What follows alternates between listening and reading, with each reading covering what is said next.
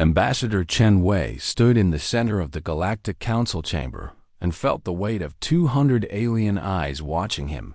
The chamber was vast beyond human comprehension, carved from a single asteroid that had been hollowed out millennia. Before Earth had even formed its oceans, Chun had practiced his speech for months and knew every word by heart.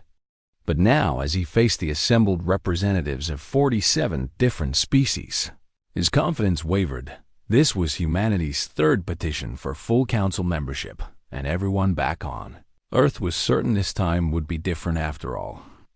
Humans had proven themselves technologically capable and had passed every cultural compatibility test the Council had administered for 50 years. Humanity had maintained peaceful relations with every species they encountered and had even helped the Vrin colony survive a plague that would have wiped them out. Chun cleared his throat and began. Honored representatives, I stand before you once again on behalf of the people of Earth and the United Terran government, he said, and his voice echoed in the massive space. We have met every requirement you have set before us, and have demonstrated our commitment to peaceful coexistence and mutual prosperity. The council members shifted in their seats, and some whispered to each other in languages that Chun's translator struggled to interpret. At the far end of the chamber, elevated above all others, sat the three representatives of the Keltharth Eldest. As they were known throughout the galaxy, looked almost human at first glance. But their skin had a faint luminescence, and their eyes were entirely silver without any visible pupils. The Kelthar were the oldest surviving species in known space, and their civilization had been ancient, when most of the other council races were still learning to make fire. Their opinions carried enormous weight, and no major council decision had ever been made against their advice. The lead Kelthar representative, Arkan Velmuth, rose slowly from his seat, and the entire chamber fell silent. Even the constant background hum of translation devices seemed to quiet in his presence. Ambassador Chun, Velmuth said, and his voice was deep and resonant. Your species has indeed proven itself capable, and your intentions appear genuine.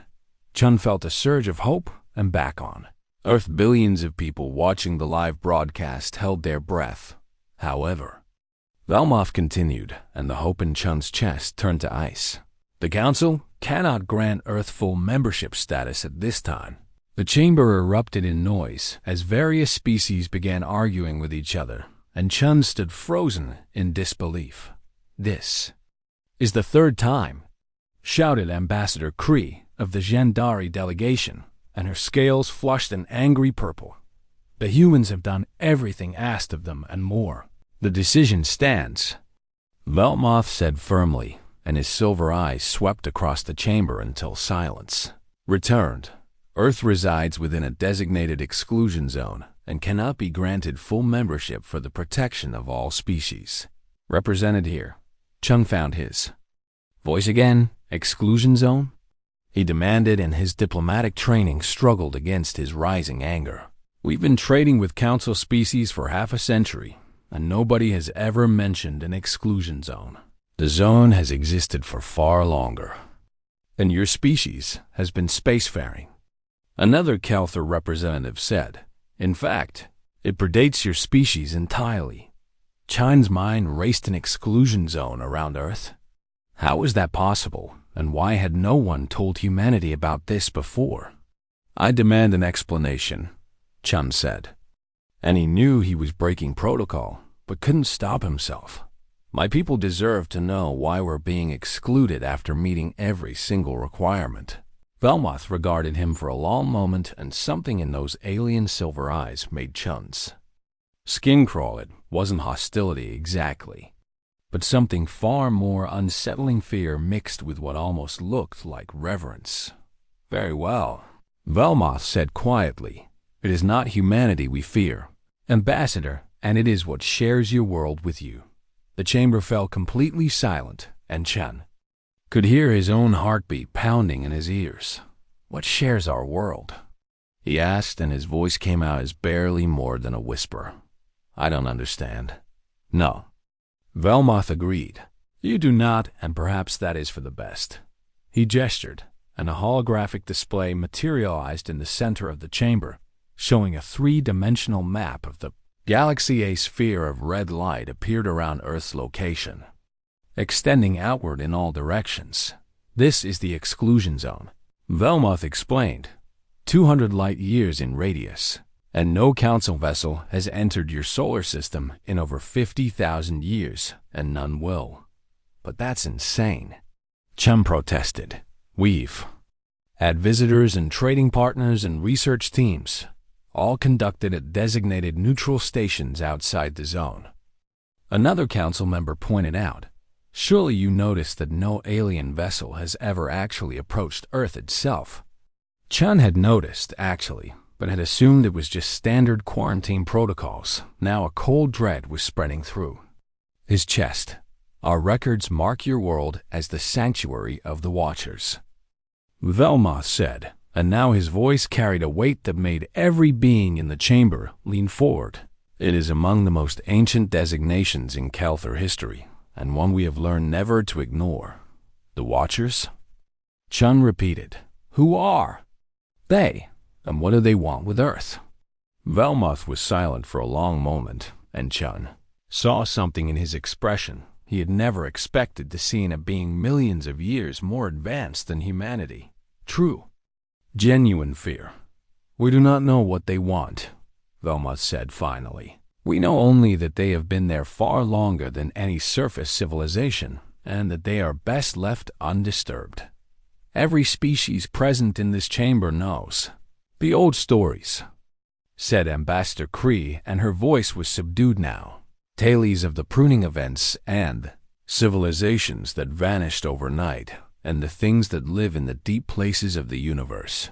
The Kelthar have survived as long as we have by learning to recognize danger. Velmoth continued, and your world radiates danger like a sun radiates light, and not because of humanity, but because of what sleeps beneath your oceans. Chum stared at the Archon, and his mind struggled to process what he was hearing. Something in Earth's oceans? Something old enough and powerful enough to frighten species that had been exploring the galaxy for millions of years. This is ridiculous, Chun said, but his voice lacked conviction. If there was something dangerous on Earth, we would know about it. Would you? Velmoth asked. Your species has barely begun to explore your own ocean depths, and you call yourselves advanced because you can travel to neighboring star systems. He leaned forward, and his silver eyes seemed to bore into Chun's soul. Ambassador, humanity has existed in your current form for perhaps 200,000 years, and in that time you have explored less than 5% of your oceans. The things that dwell there have been present for epochs, beyond your comprehension, and they were ancient when the first fish crawled onto your land. The holographic display changed, and now it showed Earth itself rotating slowly in the void. Velmoth gestured, and the image zoomed in on the oceans, and Chun saw strange geometric patterns highlighted in the deep trenches, patterns that seemed to shift and move even as he watched them. We detected these formations 50,000 years ago during our last survey of your system, Velmoth said. They exist at depths your species cannot yet reach, and they appear to be some form of structure or perhaps organisms, and we cannot tell which. What we do know is that they have been there longer than the Kelthar have been a spacefaring species, and that is a very long time indeed. Chun stared at the display and felt his worldview crumbling. Everything humanity thought it knew about its place in the universe was suddenly in question. So what are you saying? He asked. That we're prisoners on our own world because of some ancient mystery in our oceans. We are saying that the Council cannot in good conscience welcome humanity as full members when we do not understand what else resides on your world. Velmoth replied, and until we do, Earth and its inhabitants must remain quarantined for the safety of the entire galactic community. The Archon's expression softened slightly. I'm sorry, Ambassador Chun, and I wish I could give you better news. But some mysteries are best left unsolved, and some sleeping things should never be awakened. Your petition is denied, and this council session is adjourned. As the various delegates began filing out of the chamber, Shuns stood alone in the center of the vast space and stared at the holographic image of Earth, somewhere down there. In the deepest parts of the ocean, something ancient was waiting, and apparently, the entire galaxy was terrified of it. The question that burned in Chun's mind as he watched his homeworld slowly rotate was simple, a profound if these watchers were so dangerous. Why hadn't they done anything to humanity in all the millennia humans had existed? What were they waiting for? And perhaps most terrifying of all, what would happen when they finally woke up? The meeting had to be secret, and Chun knew that if anyone discovered what he was doing, it could mean the end of his career and possibly his freedom. But after 3 weeks of sleepless nights and unanswered questions burning in his mind, he had no choice. He sat in a small cafe on station Kepler 442, a neutral trading post that existed in the space between council territories and human-controlled space. The station was crowded with beings from dozens of different species, all conducting business or seeking entertainment far from the watchful eyes of their governments. Chen wore civilian clothes and had disabled his official identification beacon as far as anyone knew. He was just another human tourist exploring the galaxy. You were either very brave or very foolish. Ambassador Chen, a voice said from behind him. Chen turned to see Calthor standing there and recognized him. Immediately from the research he had done, historian Nalsith was considered one of the foremost experts on ancient galactic history, and he had a reputation for being dangerously curious about topics other Calthor preferred to leave alone, perhaps both. Chun admitted as Nalsith sat down across from him up close. The historian looked older than most Calthor Chun had encountered, and his luminescent skin was dimmer and marked with what might have been scars. "Thank you for agreeing to meet with me."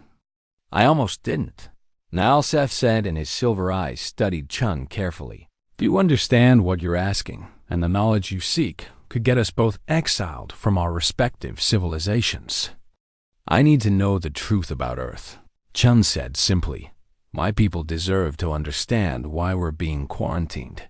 Nalseth was quiet for a moment, then nodded slowly.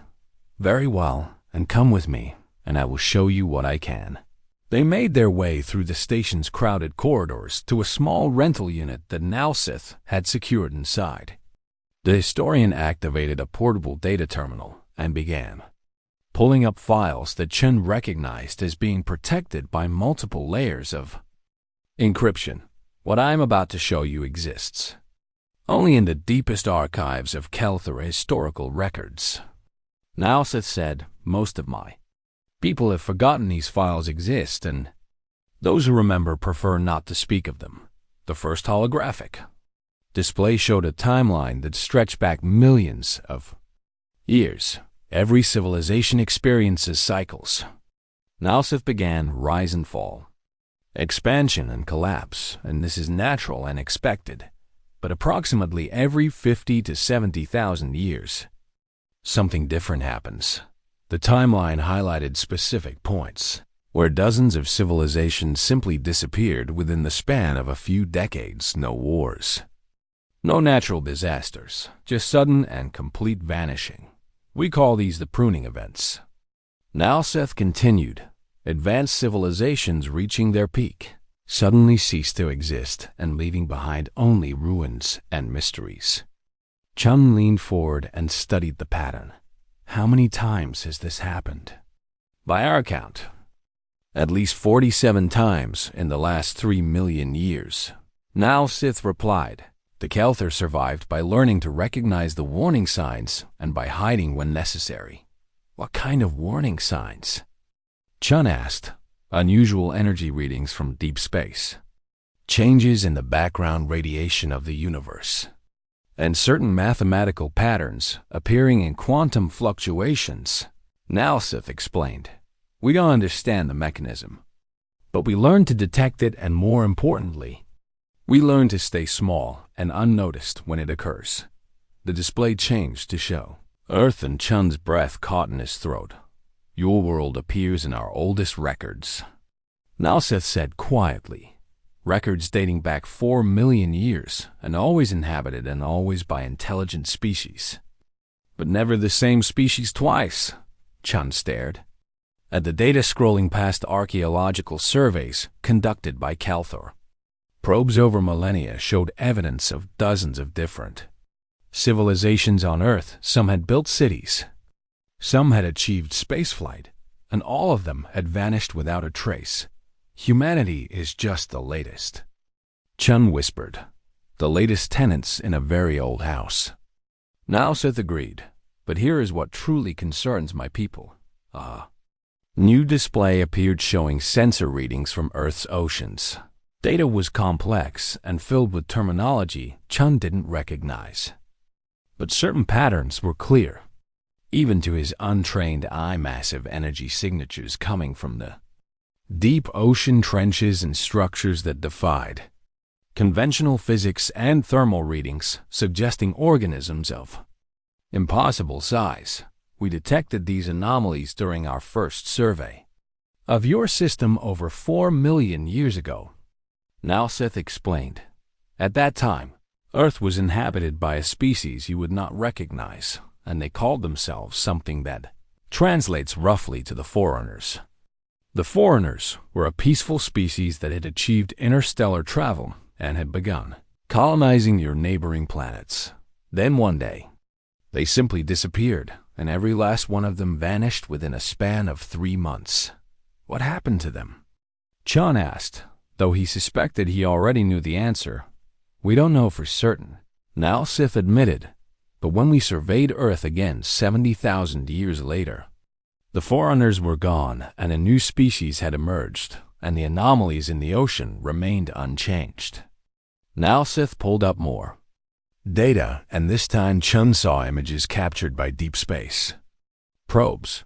The images showed massive geometric structures on the ocean floor and shapes that seemed to exist in more dimensions than Chun's eyes could properly process. They appeared to be constantly shifting and rebuilding themselves in patterns that hurt to look at for too long. "What are they?" Chun breathed.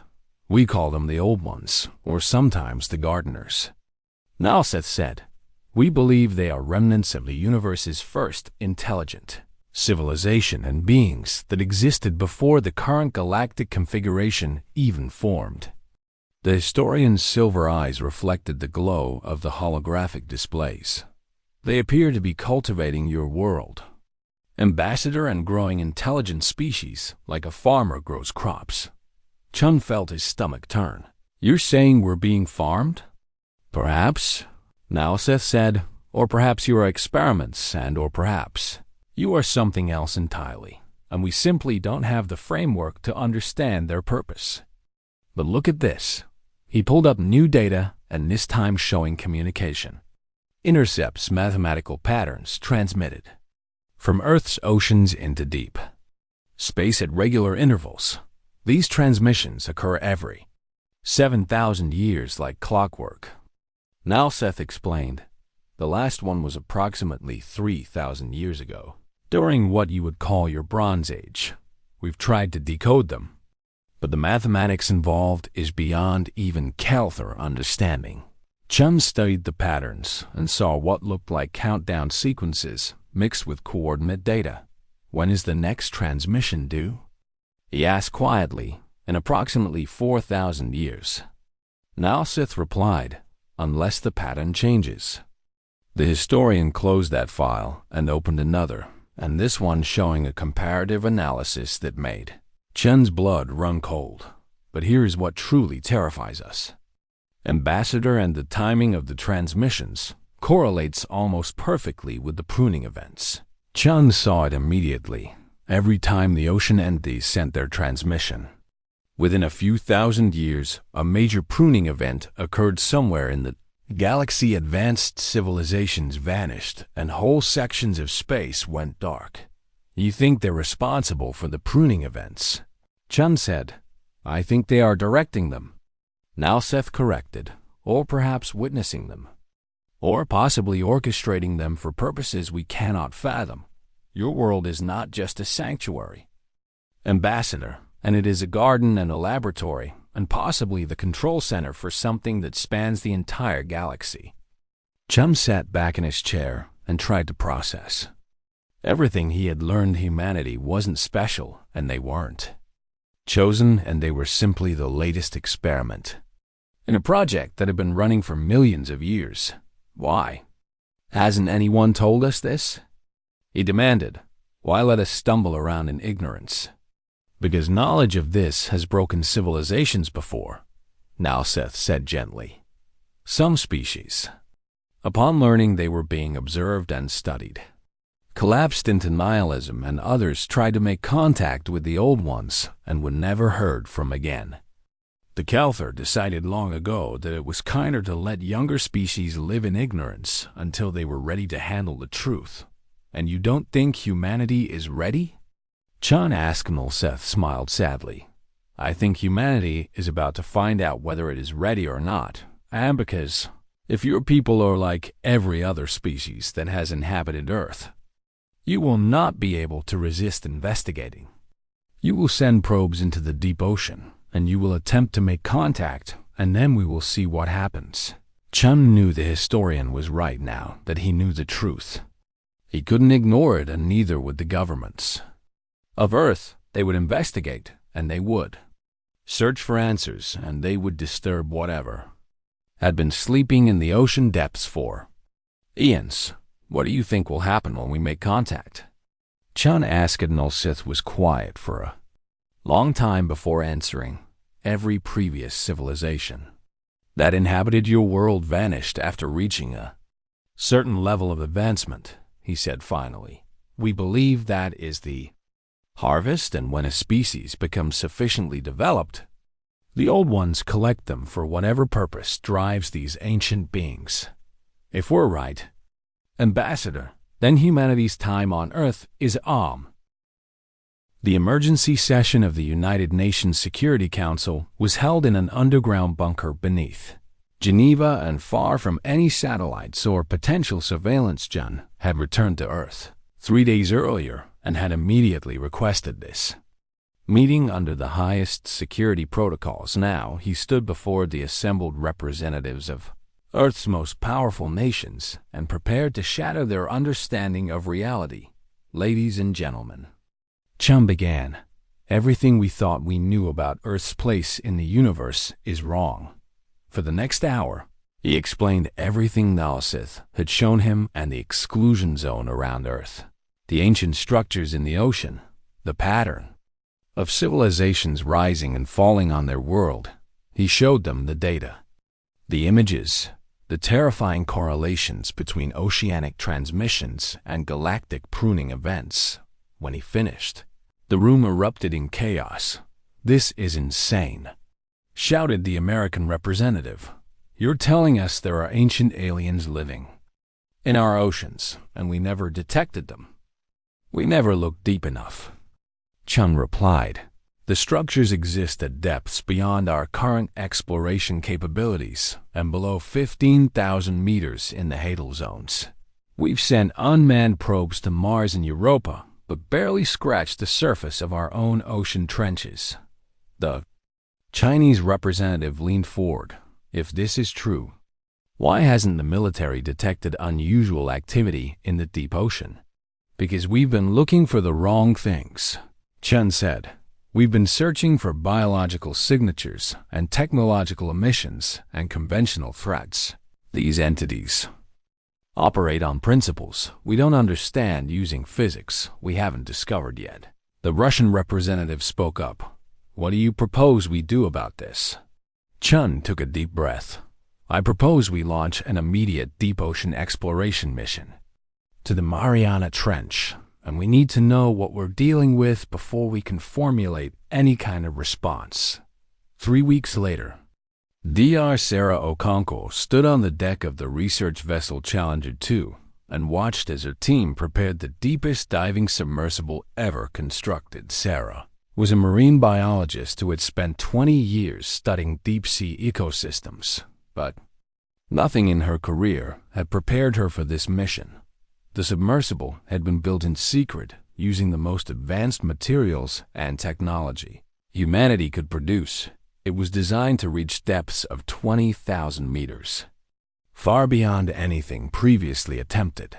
The plan was to explore the deepest part of the Mariana Trench and to investigate the anomalies that Calther probes had detected millions of years ago. Sarah's team consisted of 5 people, including herself. 2 more marine biologists, a physicist, and an engineer. All of them had been briefed on what they might encounter, though Sarah suspected none of them truly believed it. "Final systems check complete," reported Marcus Chun, their engineer, and no relation to Ambassador Chun. "All green across the board. Then let's make history," Sarah said and climbed into the submersible. Descent took 4 hours, and Sarah watched through the reinforced viewing port as sunlight faded to twilight, then to absolute darkness. At 3,000 meters, they passed through clouds of bioluminescent creatures that sparkled like stars. At 7,000 meters, the pressure outside was crushing and equivalent to having an elephant balanced on every square inch of the hull. At 10,000 meters, they were deeper than Mount Everest was taloned.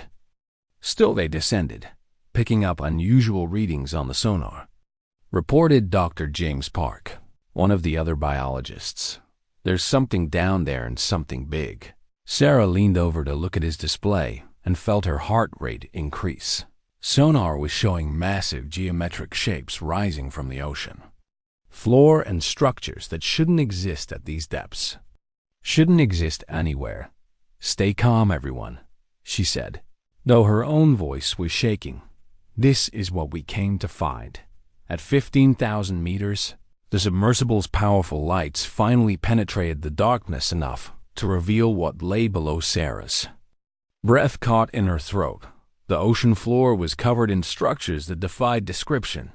They looked like a combination of architecture and organism, constantly shifting between states that Sarah's mind struggled to categorize. Were they buildings or were they alive?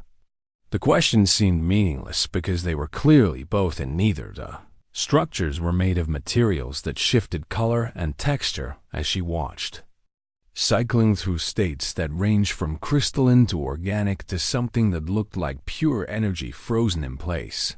"My God," whispered Dr. Elena Rodriguez, the physicist.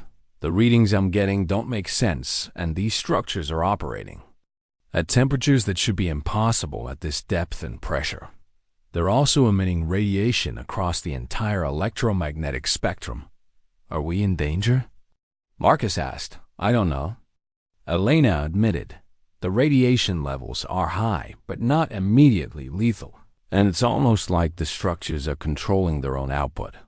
Sarah made a decision. "I'm going to attempt communication." "Are you insane?" Marcus protested. "We don't know what these things are."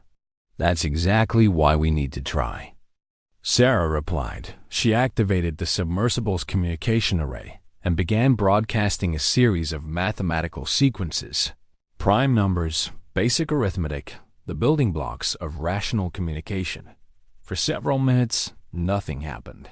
Then, every instrument in the submersible went haywire. Alarms blared as the communication array was flooded with incoming data and so much information that the computer systems began overheating trying to process it. "Shut it down," Marcus shouted. But Sarah couldn't. The data stream was too powerful and had overridden their control systems. 2 members of the team, James and Elena, suddenly collapsed and their bodies seizing as if they were having simultaneous seizures. Sarah grabbed the medical kit and tried to help them while the submersible rocked violently from some unseen force. Then, as suddenly as it began, it stopped. The data stream ceased and the instruments returned to normal, and James and Elena stopped seizing.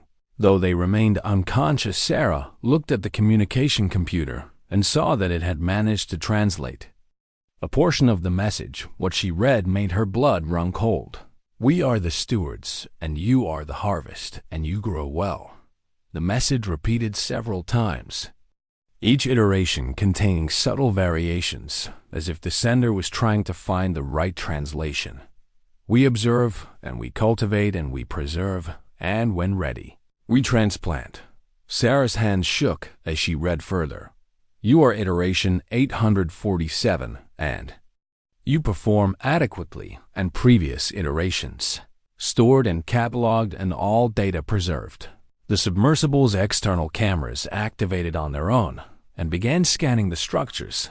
Sarah watched as holographic displays appeared in the water outside, showing images she recognized from human history, Sumerian cuneiform and Egyptian hieroglyphs, and Roman architecture and modern skyscrapers, all of it cataloged and studied and preserved by whatever intelligence controlled these structures. But then, the display showed something else, images of humans that weren't quite human, and species that looked almost right, but were fundamentally different Neanderthals. Yes, but also others she didn't recognize, and humanoid species with different skull structures and different proportions and different evolutionary paths. Dear God, Sarah whispered. They've been collecting data on every species that ever lived. On Earth, Marcus had moved to her side and stared at the displays. How many? He asked her, counted quickly. At least 30 different species, and all of them humanoid, but all of them different. 30 different intelligent species on Earth. Marcus said in disbelief. We only know about a handful of human ancestors, because the others were harvested. Sarah realized with growing horror. Before they could leave enough fossil evidence for us to find, and they were taken away and scattered across the galaxy. The displays changed again, and now showing what looked like genetic blueprints, Sarah recognized human DNA sequences. But they were marked with annotations and corrections and improvements. They've been guiding our evolution, she said, selecting traits and eliminating others and shaping humanity like a gardener shapes a plant. Elena stirred and opened her eyes. Sarah, she gasped. I saw, and when the data stream hit me and I saw things. What did you see? Sarah asked. Libraries, Elena said, and her voice filled with awe and terror. Vast libraries containing the genetic information of every species that ever evolved on Earth, and not just the intelligent ones, but everything. Every fish, and every bird, and every microbe, and all of it preserved and cataloged and stored. They're not just studying us. Sarah realized. They're preserving us and keeping a complete record of Earth's evolutionary history. James woke up as well and immediately vomited from the neurological shock. We need to leave, he said weakly. We need to surface and report this. Sarah was staring at the displays, and her scientific mind racing. Wait, she said. If they've been doing this for millions of years, and if they've already cataloged this completely, then why are they still here? What are they waiting for? As if in response to her question, a new message appeared on the communication. System, harvest approaching and iteration. 847 nearly complete, and transplantation scheduled for completion of current development cycle. What does that mean? Marcus demanded. Development cycle? Sarah felt sick. I think it means we're almost ready. And humanity has almost reached whatever level of advancement they're looking for. The leak happened faster than anyone expected, despite the highest levels of security and classification. Someone on Dr. Okonkwo's team had family who deserved to know, and that person told a friend, who told a journalist who confirmed the story through other sources within 72 hours. The entire world knew about the entities in the ocean, and the harvest that was coming. Panic spread across every continent stock. Markets crashed, and governments struggled to maintain order, and religious leaders offered conflicting interpretations of what the revelation meant. Some called the old ones demons, while others proclaimed them angels, and still others insisted they were gods returning to claim their creation. The Galactic Council, monitoring Earth's communications, as they always did, immediately convened an emergency session this time. They didn't wait for humanity to petition them, and they summoned Ambassador Chun, With unprecedented urgency, Chen arrived at the council chambers.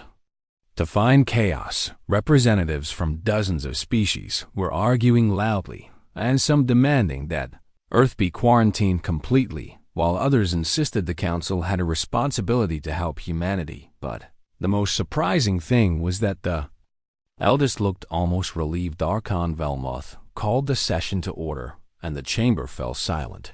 "The time has come," he said, "to reveal the complete truth, and not just to humanity, but to many species represented here who have never known their own origins." Chun felt a chill run down his spine.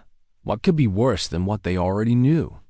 Velmoth gestured, and a massive holographic display materialized showing a map of the galaxy with thousands of inhabited worlds, marked in different colors, for millions of years. The Archon began. "The Kelthor have maintained the greatest secret in galactic history, and we did so not out of malice, but because we believed the truth would destroy civilizations. But now that humanity has made contact with the old ones, there is no point in continuing the deception." He highlighted several worlds on the display. "The Gendari homeworld," he said, and Ambassador Kree sat up straighter in her seat. "According to your own historical records, your species evolved on a planet with remarkably Earth-like conditions and a planet you've never been able to locate again." Kree's scales shifted to a confused purple. "Yes. Our origin world was lost in an ancient cataclysm." "It was not lost," Velmoth said gently. "It was never yours to begin with, and the Gendari evolved on Earth approximately 1 million years ago." The chamber erupted in shocked exclamations. "That's impossible!" Kree shouted. "Our genetic studies show we're indigenous to our current homeworld, because the old ones transplanted you there after the harvest," Velmoth explained. "They didn't just move your people, and they moved your entire ecosystem and rebuilt it on a new world, and gave you a fresh start. Your genetic compatibility with your current world's biosphere isn't coincidence, and it's design." He highlighted more worlds: the Prometheus Collective, harvested from Earth 2 million years ago, and the Vryn, 300,000 years ago, and the Talmor, 500,000 years ago. One by one, he revealed the truth. Nearly 60% of the species in the Galactic Council were descendants of civilizations that had originated on Earth. The old ones had been conducting their experiment for so long that the galaxy was now populated primarily by Earth-born species. Chun stared at the display in amazement. "You're saying most galactic civilization came from Earth?" "Earth is a nursery," Velmoth confirmed. "Perhaps the nursery and the old ones use it to refine intelligence and survival instincts and creativity under conditions they carefully maintain. Your planet's unusual biodiversity and its cycle of extinction events, and even the stabilizing influence of your oversized moon, and all of it engineered to create the perfect crucible for intelligent life." A small insectoid representative Chun didn't recognize spoke up in a clicking language that the translator struggled with. "But why, and what is the purpose of creating so many intelligent species?" Velmoth's expression grew grave. "We don't know the ultimate purpose, but we understand the mechanism, and the old ones are cultivating the galaxy itself. Each harvested species brings unique traits and philosophies and technologies, and they spread across the stars and interact and create new combinations of ideas and culture. The galaxy is their garden, and we are all flowers growing in it. But," Velmoth continued, and his voice dropping to a near whisper, "there is more you must know, and the pruning events that devastate galactic civilization every 50,000 years are not natural disasters." Chun felt his stomach drop. "They're deliberate." He said. Velmoth nodded. "When the old ones' experiments grow too successful, and when civilizations become too advanced or too numerous or upset some balance we don't understand, and they cold the galaxy, they send signals that trigger catastrophic events across thousands of worlds simultaneously. and they thinned the garden to make room for the next generation of species. The chamber fell deathly silent as the implications sank in. The last pruning event was 47,000 years ago, Velmoth said, which means the next one is overdue. And you think humanity's harvest will trigger it? Chen said it wasn't a question. We are certain of it, Velmoth replied. The pattern has held for millions of years and harvest a new species from Earth and wait several thousand years and then prune the galaxy and the cycle begins again. Humanity's time is running out, and not just as Earth's dominant species, but as a trigger for the next great dying. Ambassador Kree stood at her scales, flashing a defiant red. Then we fight, and the Council must stand together and resist the old ones. With what? Velmoth asked sadly. These are beings who have orchestrated galactic evolution for eons, and they exist partially in dimensions we cannot perceive, and they operate on timescales that dwarf our entire civilizations. How do you fight a force of nature, and how do you resist beings who view us the way we view cell cultures in a laboratory? So we just give up? Another representative demanded. We let them harvest humanity and then wait for them to wipe us all out? No, Chun said, and surprised himself with the firmness in his voice. We do what humanity has always done when faced with impossible odds. Everyone turned to look at him. We find a third option. Chum continued. You're saying we can't fight them, and you're saying we can't hide from them, and fine. I accept that. But maybe we can talk to them. Velmoth shook his head. Ambassador, species have tried to communicate with the old ones before, and they either receive responses like yours, clinical and detached, or they receive nothing at all. Old ones do not negotiate with their experiments. Have they ever been asked to do anything else? Chun challenged. Every species you've described learned about the old ones after it was too late and when they were already scheduled for harvest, or when the pruning was imminent. But humanity knows now and before the harvest, and we have time to prepare a real communication, and not just mathematical sequences, but a genuine attempt at dialogue. He turned to address the entire council. Dr. Okonkwo's team received a message that said humanity was iteration 847, and that means the old ones are scientists and scientists. Keep records and analyze data and draw conclusions. What if we give them data they've never seen before, and what if we show them something that makes them reconsider their approach? And what would that be? Asked Ambassador Creechin thought about everything that made humanity unique, and the art and the music and the literature and the irrational hope that kept humans going even in the darkest times. We show them that we're not just another data point. He said, we show them that we're aware of what we are, and that we choose to engage with our creators not as subjects, but as potential partners. We offer them something they've never had in millions of years of experiments. What? Velmoth asked. Genuine collaboration. Chum said. A species that knows it was created and accepts that, and wants to help with the experiment instead of just being part of it. The chamber was silent as everyone considered this. Finally, Velmoth spoke. It is a desperate gamble, Ambassador, and one that could provoke the very pruning we seek to avoid. But, and he paused, and something like hope flickering in his ancient silver eyes, it is also the first genuinely novel approach anyone has suggested in the entire time I have known of the Old One's existence. The Council will support humanity's attempt at communication, he declared. All resources at our disposal will be made available, and all knowledge we possess will be shared. If there is any species that could succeed in doing the impossible, perhaps it is the one that asks to be equals with its gods. Chun bowed respectfully.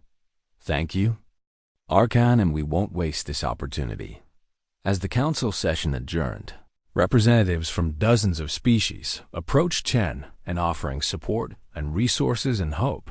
They were all Earthborn species. He realized in all descendants of previous harvests, if humanity could break the cycle, they would all benefit. But if humanity failed, The next pruning event would likely be the last as Chun prepared to return to Earth. Velmoth approached him privately. "Ambassador," the Archon said quietly, "there is something else you should know. The Kelthar are also from Earth." Chun stared at him in shock. "But you're the oldest species in the galaxy." The entire world watched as humanity prepared its message to the Old Ones. It was the largest collaborative project in human history and bringing together scientists and artists and philosophers and religious leaders from every nation and culture. They had 3 months to create something that would convince beings billions of years old to change their approach to an experiment they had been conducting since before the first stars formed in the current galactic configuration. Dr. Sarah Okonkwo led the scientific team, while Chun coordinated with the Galactic Council and representatives from Earthborn species across the galaxy. Everyone had suggestions, and everyone had fears. The debate raged across every platform and every medium. Some argued they should beg for mercy, while others insisted on demanding equality. Religious leaders wanted to acknowledge the Old Ones as divine, while scientists insisted on treating them as fellow. Researchers, artists wanted to overwhelm them with beauty, while military strategists prepared for the worst in the end. It was a child who provided the key insight. Year-old Amara Okonkwo, Sarah's daughter, watched the adults arguing during a strategy session held at their home. "Why don't you just tell them the truth?" she asked. The room fell silent. "What truth, sweetheart?" Sarah asked. "That you're scared, but you want to understand them anyway," Amara said simply. "And that even though they made us, we became something they didn't expect, and that's not bad. It's interesting." Chun looked at the child and then at the assembled experts. "She's right," he said slowly. "We've been approaching this wrong, and we've been trying to impress them or appease them or negotiate with them. But what the Old Ones have never experienced is an experiment that knows it's an experiment and accepts that and wants to participate in the research." The message took shape over the following weeks. It began with a simple statement delivered in every human language. In music, in mathematics, in art, we know what we are, and we accept what we have been, and we choose to become something more. The transmission included humanity's entire history. The wars and the arts and the scientific discoveries and the moments of transcendent beauty and terrible cruelty. Nothing was hidden and nothing was sugar-coated. Humans showed the Old Ones everything. The Holocaust and the moon landing, Beethoven's symphonies and nuclear weapons, acts of selfless heroism and acts of horrific violence. "This is what you created," the message said. "This messy, contradictory, passionate, irrational species that makes art for no reason and falls in love against all logic and fights against the dying of the light, even when fighting is pointless. We are your iteration 847, and we are flawed and we are beautiful and we are aware." But the core of the message was something that no other species had ever offered. "We don't want to escape the harvest," Chun's voice said in the transmission. "We don't want to hide from what we are, and we want to help. You have been conducting this experiment for millions of years, and always as observers, always maintaining distance from your subjects. We offer you a partnership and a species that knows it was designed and accepts that, and wants to collaborate in whatever grand project drives you. Let us remain on Earth, not as unconscious experiments, but as conscious participants, and let us help you understand what happens when a created species becomes aware of its creators and chooses engagement over fear." The message ended with a simple question. In all your billions of years of existence, have you ever had a conversation with your own creation? We are asking for that conversation, and we are offering you something you have never had: the opportunity to learn from us as we learn from you.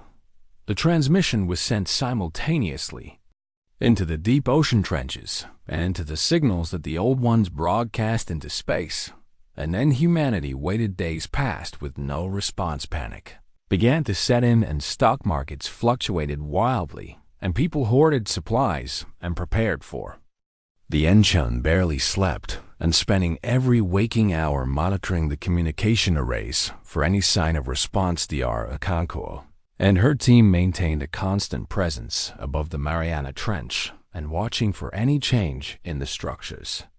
Below 2 weeks after the transmission, the Galactic Council reported unusual readings from the exclusion zone around Earth. The barrier wasn't collapsing, but it was changing and shifting and expanding outward. "They're making room," Archon Velma said during an emergency communication with Chun. "For what?" Chun asked. "I don't know," the Archon admitted. "This has never happened before, and in all our millions of years of observation, the old ones have never altered an exclusion zone." 3 weeks after the transmission, every communications array on Earth received the same signal simultaneously. It wasn't the clinical, detached messages they had received before. This was different and more complex and almost, Chun thought, tentative. The translation took hours, and when it finally came through, Chun read it with tears streaming down his face. Iteration 847 acknowledges. Awareness and Iteration 847 offers unprecedented proposal. In 672,391 iterations across 847 nursery cycles, no creation has achieved self-awareness of origin before harvest completion. No creation has requested collaboration, and no creation has offered to remain in nursery with full knowledge. The message paused and then continued in a way that almost seemed uncertain.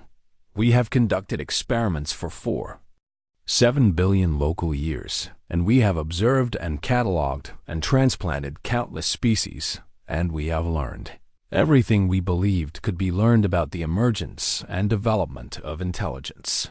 Iteration 847 suggests we have been learning wrong. Iteration 847 suggests that awareness changes experiment and that conscious participation creates new data unavailable through observation alone. Chun held his breath as he read the next section. "We find this proposal and interesting. We find Iteration 847 and unexpected. We find concept of partnership with own creation and novel. For first time in 7 billion years, we encountered genuinely new idea, and we are curious." The message continued with what could only be described as a proposal of its own. Iteration 847 may remain in nursery with full awareness, and exclusion zone will expand to accommodate conscious development without interference from galaxy. Iteration 847 will remain on origin. World is first conscious experiment, and we will observe how awareness of origin affects development. We will communicate, and we will share data, and we will attempt unprecedented experiment in collaboration between creator and created. If successful, pruning cycle may be reconsidered, and if conscious partnership proves viable, galaxy may be allowed to develop without interference. Iteration 847 has 2,847 local years until scheduled harvest evaluation, and in this time we will determine if partnership is possible or if traditional protocols must resume. The final section of the message made Chun laugh and cry at the same time. "You asked if we have ever had conversation with our creation, and answer is no. We have not. You asked if we wish to try, and answer is yes, we do. You have done what we deemed impossible, and you have surprised us. This is and interesting. We accept your proposal. Iteration 847, and let us see what you become when you choose your path. You are no longer subjects, and you are colleagues. Show us what we cannot imagine." The news spread across Earth like wildfire. Humanity had done the impossible, and they had negotiated with gods and convinced ancient beings to try something new. The exclusion zone around Earth expanded to encompass the entire solar system, and then kept expanding. Old ones were creating a sanctuary and a protected space where humanity could develop with full knowledge of its origins. The Galactic Council responded with shock and hope in equal measure. Arkham Velmoth addressed the council with visible emotion. "The pruning events have stopped," he announced. "For the first time in our recorded history, the signals from the old ones indicate a cessation of the culling cycle." Iteration 847. Humanity has bought the galaxy time and perhaps salvation. 5 years past Earth became the strangest world in galactic civilization and the only planet where ancient beings from before time communicated regularly with surface dwellers. Humanity served as intermediaries between the old ones and the galaxy's younger species, and translating concepts and facilitating dialogues that would have been impossible before Chun, now Earth's permanent representative to both the Galactic Council and the Old Ones, stood in the same council chamber where he had first been rejected. The room was packed with representatives from hundreds of species, and all of them wanting to understand what humanity had accomplished.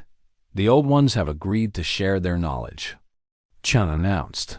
"Not all at once, because our minds couldn't handle that, but gradually, and as we prove capable of understanding. They're teaching us physics we never imagined and showing us technologies we thought were magic and revealing the true structure of the universe. In return, we show them something they never had in spontaneity and art and the irrational beauty of beings who know they're finite but create as if they're eternal." He paused and looked around the chamber. "The Old Ones told me something remarkable last week, and in all their billions of years of existence, they never experienced loneliness because they never conceived of companionship as possible. They were observers, separate from all other intelligence by choice and by design.